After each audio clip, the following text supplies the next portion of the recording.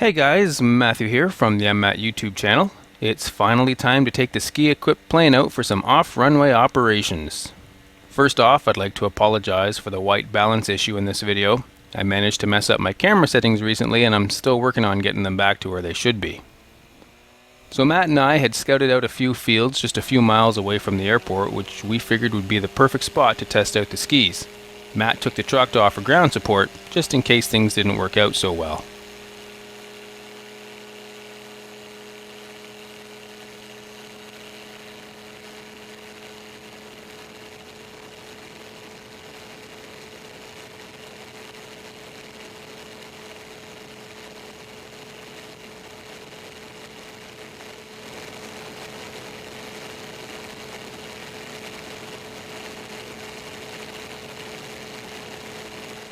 After just a few minutes in the air, the field is in sight. I perform a few low passes to get a lay of the land from the air and decide that our initial landing spot wasn't as good as we thought it might be. From the air, I could see through the snow and could make out the furrows in the dirt.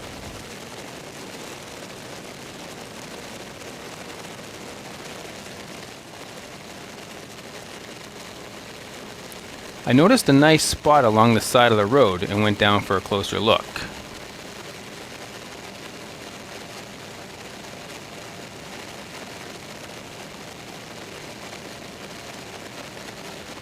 You can see Matt in the truck on the road there. So I'm looking at this spot just after these short trees. But I really don't like the look of these tall trees.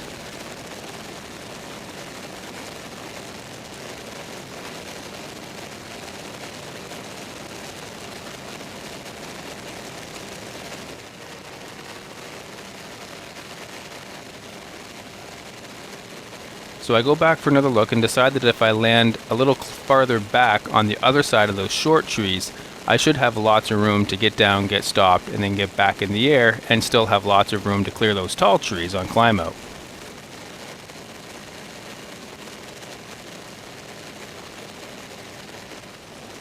So I line myself up for a touch and go just to get a feel for the condition of the snow.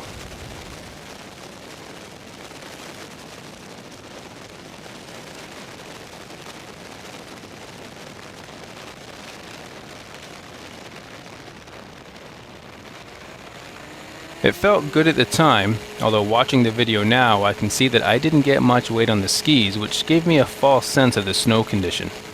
However, feeling confident that I had this in the bag, I line up for a full stop landing.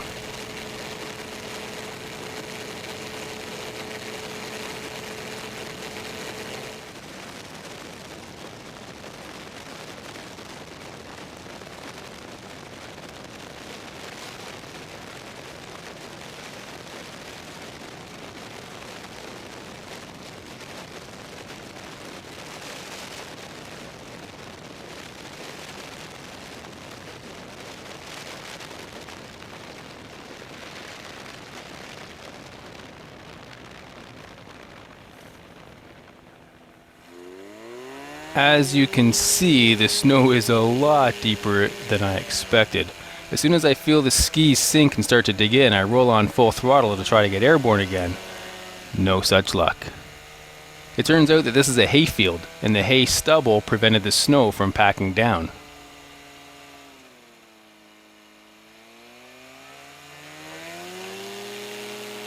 At least the plane moves under its own power. I taxi back to the beginning of the field and attempt to take off. Look how deep that snow is.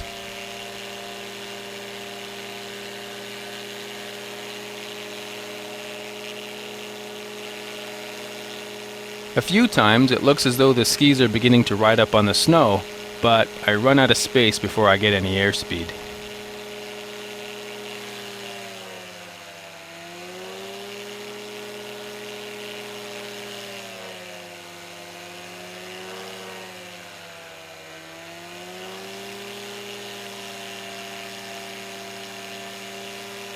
I turn to taxi back to try it again, and I notice that the packed down snow offers quite a bit less resistance.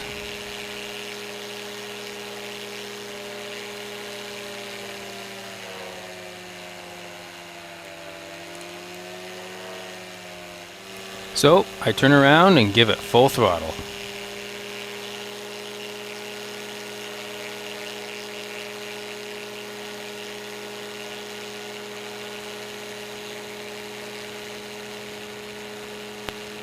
The airspeed comes alive and the plane accelerates to takeoff speed. The skis clear the snow, and off I go back to the airport.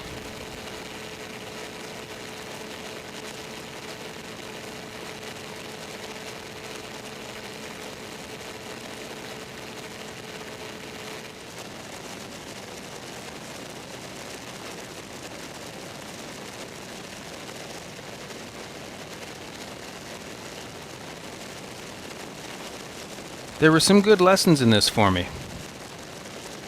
I learned that it's important to actually go out into any potential landing spots on foot if I can to get a better feel for the actual conditions. I also learned to slow down just a bit more on the touch and go to get a bit more weight on the skis to give me a better idea of the snow depth and composition.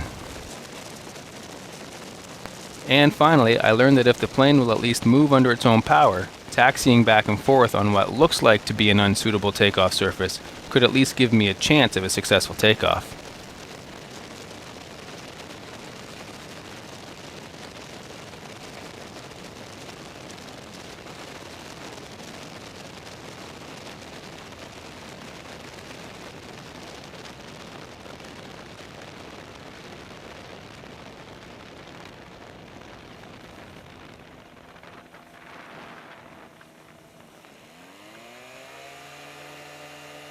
Actually, I did learn one more thing, and that's don't mess with your camera settings if they're working.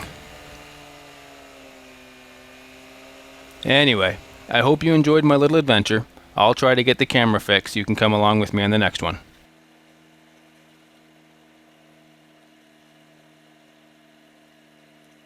Thanks for watching. We'll catch you next time.